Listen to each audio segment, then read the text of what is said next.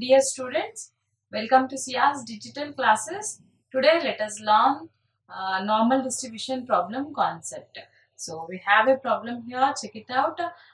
This problem how to solve through normal distribution, let us discuss now. So here is a problem we have. X is a normal distribution. Mean and standard deviations they have given. Mean is 12 and standard deviation is 4. Now we have to find out these three conditions, that is x greater than or equal to 20, x less than or equal to 20, 0 less than or equal to x less than or equal to 12.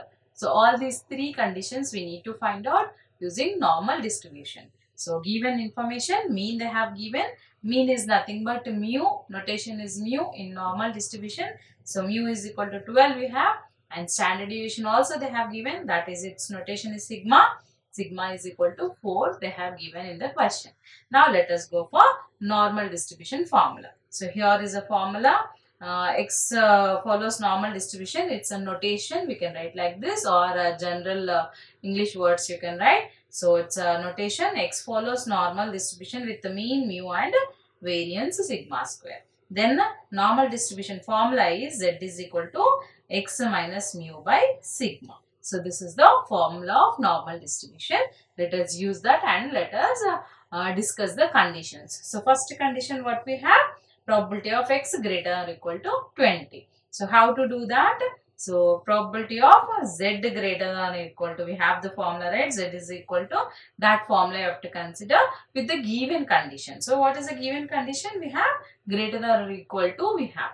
So greater than or equal to you consider here in the formula, that is z greater or equal to x minus mu by sigma. We have the value, substitute and get the answer.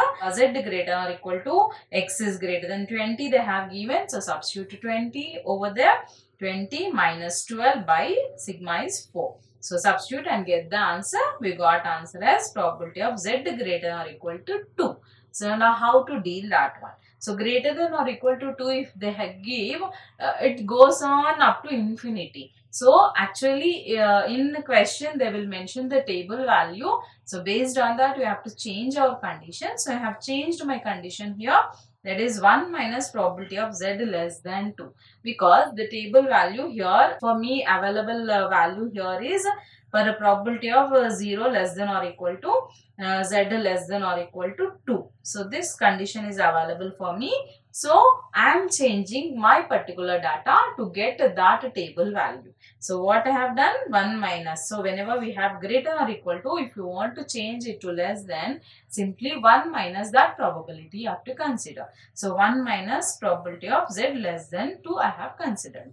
Now again, this less than 2 I can rewrite it as start from minus infinity to 0 one set, then 0 to 2 another set. So like this also we can write, so that I can use my table values. So 1 minus as it is, probability of minus infinity to 0 becomes our 0.5, normal distribution half will add up. So 0.5 I am adding here, plus here probability of 0 less than or equal to z less than or equal to 2, they will give in the question itself. So here check it out from table of normal distribution they said. So that value already they will specify, either table values they will give or directly so and so data value they will specify. So they have given this value already for me. So I have substituted and then add it up, 0.5 plus 0.4772 you add it, got the answer, then subtract from 1. So I have got the answer for probability of x greater or equal to 20. So this is our answer. Like this we will obtain for greater or equal to 20. Now same thing let us plot in graph also, normal distribution. Every time we'll try to get the answers through the graph. So here we have the graph. I said in introduction part I have explained how the normal distribution curve will be. It is in symmetrical form, means if you cut into half that curve, it cuts the data into exactly equal parts. So that I have considered here. Now what is the condition for us? Condition is x should be greater than or equal to 20. So here is our mean, mu is equal to 12. So x value obviously falls to the positive side. So somewhere here it will be x greater or equal to 20. So you can shade this region because the greater values are there. So this is how we'll plot the graph also. So this is your first bit. Now let us discuss the second bit. So what we have, second one, probability of x should be less than or equal to 20. The same formula you consider again and substitute the values. All the values are available for us. The same value you will get, probability of z less than or equal to 2 you will get. Now again splitting that as like first part I have considered as a probability of z less than 0 first part, then the second part 0 to 2. So again I said normal distribution will add up with 0.5 or will subtract with 0.5. So here additions are there. So 0.5 add up with the table value 0 to 2. They have given already in the question I said. So the same value I have carried here and I have got the answer for probability of x less than or equal to 20. So this is how we'll do for less than or equal to 20. Now let us plot in graph also. So here I have taken symmetric property curve, that is exactly equal halves it should divide, and mu is always the center part, that is mu is equal to 12 here it is there. So from there I have to shade to less than or equal to 20 means here I have taken x is equal to 20, check it out. So that to the left side I have to shade because less than values are there. So greater than value, first question we have done to the right side we have shaded. Now less than means to the left side we need to shade. So check it out, some small lines you can see here. So in this way they have shaded our graph. So less than or equal to always will shade like that. So leftover part crosswise they have shaded. If you want you can, otherwise it's not required. Just the other part whatever is covered, that they have shown in a different shading. So this is how we'll do the graph for less than or equal to type. Now let us go for the third question. Here both the limits I have given. First limit 0, the other limit 12. So 0 less than or equal to x less than or equal to 12 they have given. Now let us check it out how it is done. So first what I am doing is I am taking x is equal to 0. Separately for x is equal to 0. Then separately for x is equal to 12 let us do. Then we will go for the substitution part.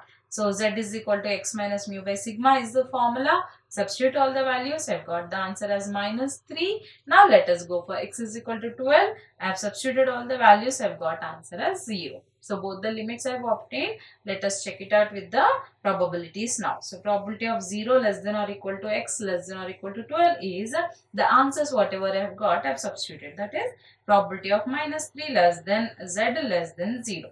So that I am converting into positive terms, that is I have started from 0. So both are equal because normal distribution is always divided into equal halves I said no. So I can consider minus 3 to 0 or simultaneously I can replace that with 0 to 3 because both are equal. So I have considered 0 to 0 to 3. So here because I have got the value in the question, they have given the values from 0 to 3 as 0.4986. So in this way I have obtained these values also.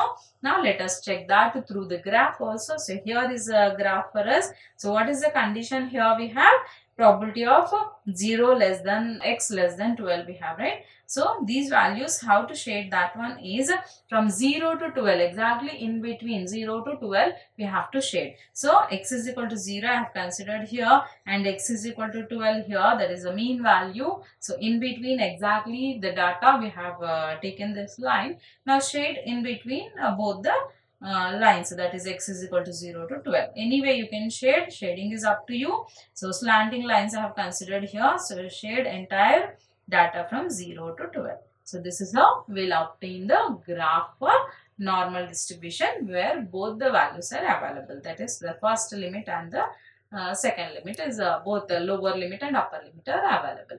So definitely whenever you will try to do the normal distribution problems, you have to do graph also for sure, because everything comes through the graph. So this is how you will be shading the graph.